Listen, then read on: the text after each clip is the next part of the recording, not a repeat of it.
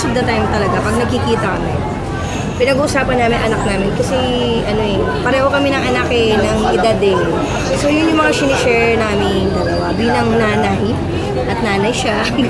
So yun yung mga sinishare namin dalawa. And siguro, I think we respect each other.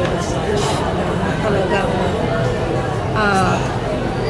kapag nagkita kami sa Trinoma, papanoorin niya yung pelikula ko, papanoorin ng anak ko yung pelikula, papanoorin ko yung pelikula. So, we have that respect para sa isa't isa. And, ewan ko, nung nag-early, kasi editor pa lang ako, nag-direct na si Direk Wen, yung Mula sa Puso, at saka yung Dahil Magdamag. Director ko siya. Yun, ang ganda-ganda yung pelikula na galing-galing niya.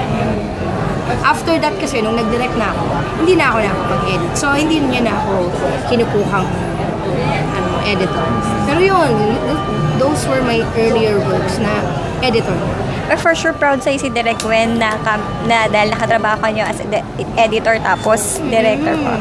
Tsaka hindi siya, well, hindi ko alam, hindi siya yung di ba minsan director ka na pwedeng hindi ka nakunin kasi medyo siyempre pareho hindi siya gano'n, hindi siya tao, very supportive talaga siya. Yun, ewan ko, never kami nagkaroon ng ng inggitan or anything na yun.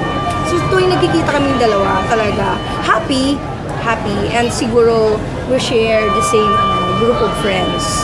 So yun, so kung kahit pumunta pa ako sa birthday niya. Last year, yun. So yun, happy siya. Salamat. Yun. Yung friendship namin siguro, hindi kasi kaming tulad ng mga pero yung respeto namin sa isa't isa.